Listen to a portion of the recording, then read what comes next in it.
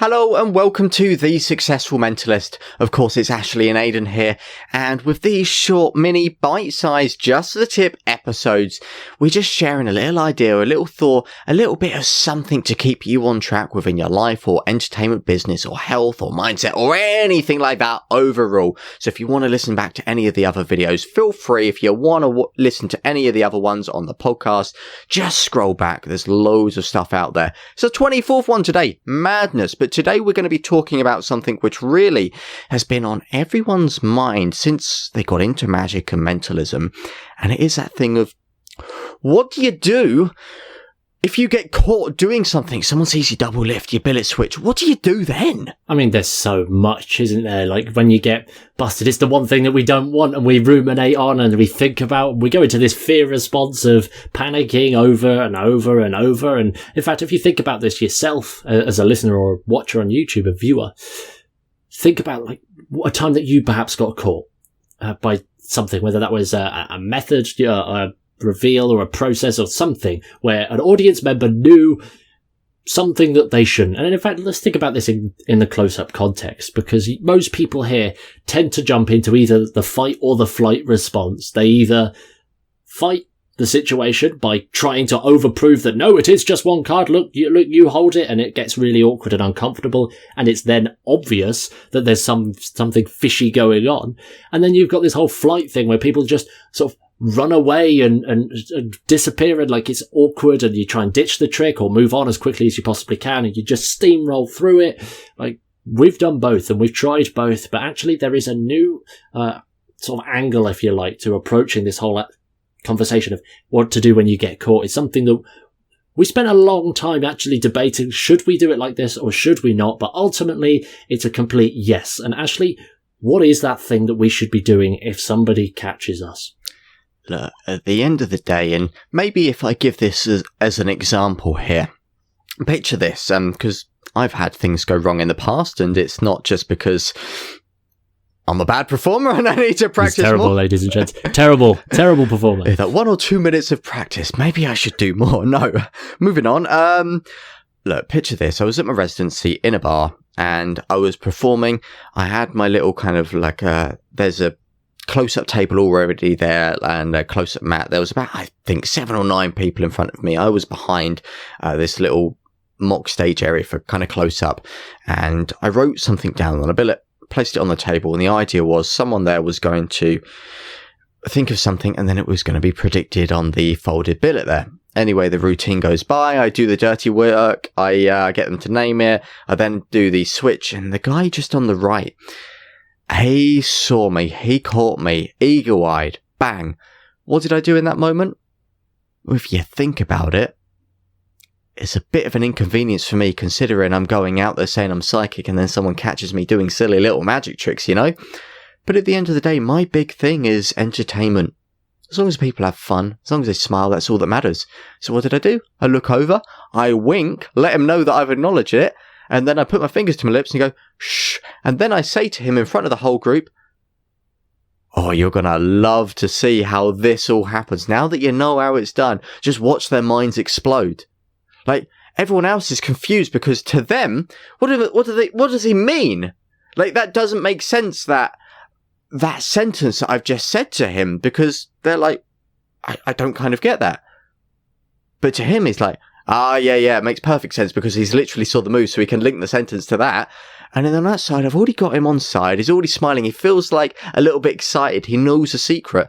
And then he gets a pleasure in watching it from the magician's perspective to see the whole audience kind of go crazy. But then again, that's just a scenario when one person from the group sees how the effect is done. But Aidan, what happens, say, for example, you're at a table, you're performing to like 12 people, and every single person there sees that you've done your double lift or switch or whatever. What do you do then? Well, it goes even before that. If like that one guy in this example decides to say it out loud and call you out on this, either addressing your method or doing the whole, I saw that. And then it takes away from that entire moment from everybody and puts that doubt amongst what you're actually doing in the eyes of everybody. Because yes, at the end of the day, everybody realistically on some level understands and appreciates that we are doing some form of tricks. Okay, that's it at the end of the day. And when people know that somebody in the group knows how it's done, it kind of crumbles it a little bit. Not hugely, but a little bit. And again, what we tried to do in this situation is we either jump into this whole fight or flight, fighting with an entire group to prove that no, you're holding one card or you didn't switch it whatsoever, or you just admit defeat. You just admit, well done for being like so eagle-eyed or something like that, and admit that yes, they have caught you in this moment in time. There is nothing that you could do. Admit the defeat. Give them the win. And I know that sounds incredibly counterintuitive and not what we should be doing as entertainers, but I promise you that when you stop trying to hide something that somebody has spotted and start accepting that and reframing this sort of negative by either layering it on with extra benefits, as you said there, Ashley, bringing them into the mystery, that's so important because they're building up that rapport with you. They're actually building up that engagement. They respect you as a performer, as an artist, because they can now at least see behind what you're doing. And one of the things that I found particularly useful is actually telling a story of another time that I got an amazing reaction from the trick. And what we're doing there is we're distancing our performance with the trick. Yes, they know how the trick is done, but the performance is where we're talking. We're talking about other people's reactions here. We're building up that story, which is the question we're always asking ourselves. What is the story that we want these people to go home and talk about? Is it the fact that, yes, we saw a magician, he was a bit rubbish, we saw how he did his trick, move on. It's not an interesting story. But oh my gosh, like we saw a magician today. Yeah, it was amazing. He came over to our table when we went out for lunch. Yeah, he came over. It was great. Silly Steve, like Crazy Steve actually caught it. It was funny. It was so funny. It was really good, but honestly, it was so funny when we caught that one thing. Arguably a much better story here rather than just, yeah, they busted it, move on. It hides that process and just distances us from the, negative there. No, we've been caught. Well, you're getting that more for like on that deeper level. There's more rapport between you, and you're just heightening the engagement overall. Because look, at the end of the day, there's nothing worse than going out and just trying to clash heads with your audience.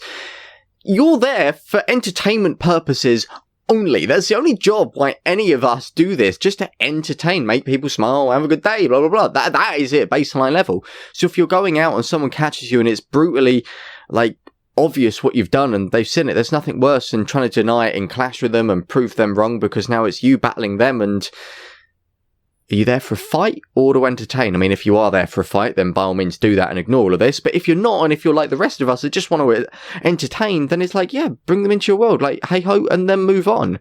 And what you've said there is something really beautiful. You can actually play this into a moment. You get caught doing your double lift. Well, you can be like, haha, you caught me, and then move in naturally through the trick. When you move on to the next effect, you can encompass that in. And you say, right, now what I'm going to do, Brian, if you could, Brian's the one who caught me.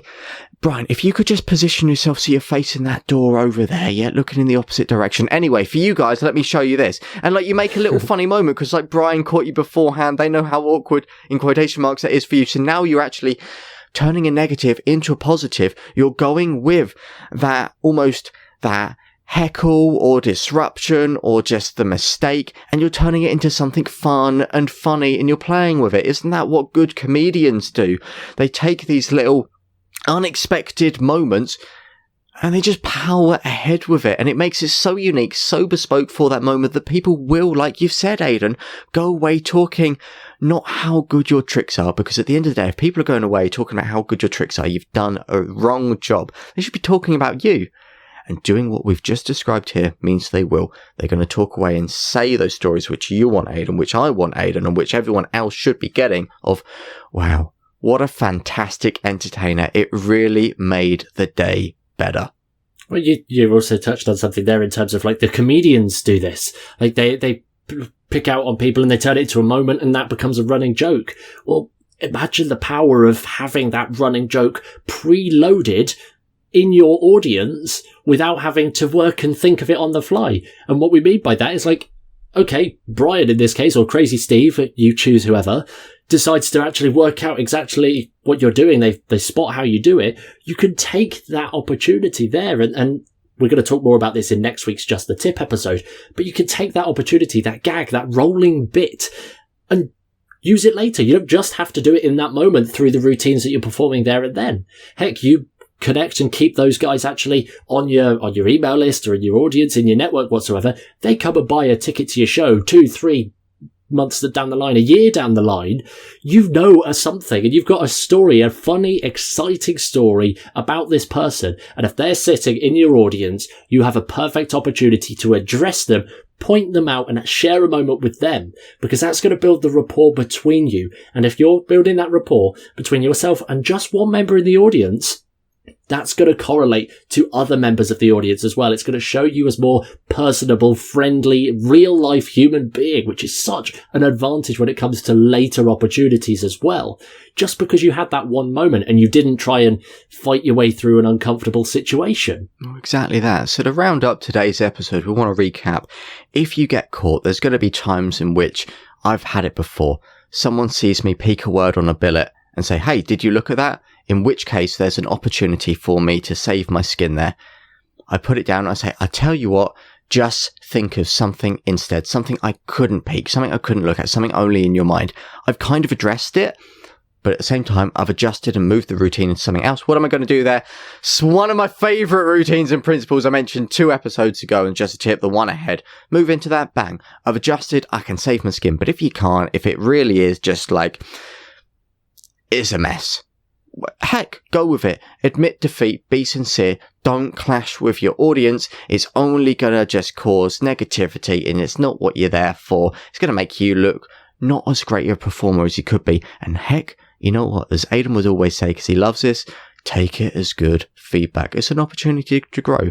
It's highlighted what you need to practice on and so much more. So take that, use it, and win. Exactly that. Feedback is such a great opportunity, and this is just one way that we like to correct it and use it to our advantage. So we'd love to know. We'd love to continue this conversation with you guys, our listeners and our viewers on YouTube. What do you do if you get caught? Do you have any nightmare stories that you'd be willing to share with other entertainers? If so, if you're listening to this podcast, we've shared a post inside the TSM network today. We'd love to hear your thoughts or your crazy stories about getting caught, either up close or on stage. Come and head over and to join that conversation. If you're not a member of our community, our social learning network, head over to thesuccessfulmentalist.com/community and you'll be able to sign up, enter your login details, get inside and join that conversation. And equally, if you're watching this on the wonderful world of YouTube, drop a comment on the video and we'd love to hear what you have to say. In that case, we'll see you guys next week for another episode of Just the Tip, where we're going to talk a little bit more about creating opportunities further and beyond the gig, something we hinted upon today, but you guys are going to love it. Catch you next week.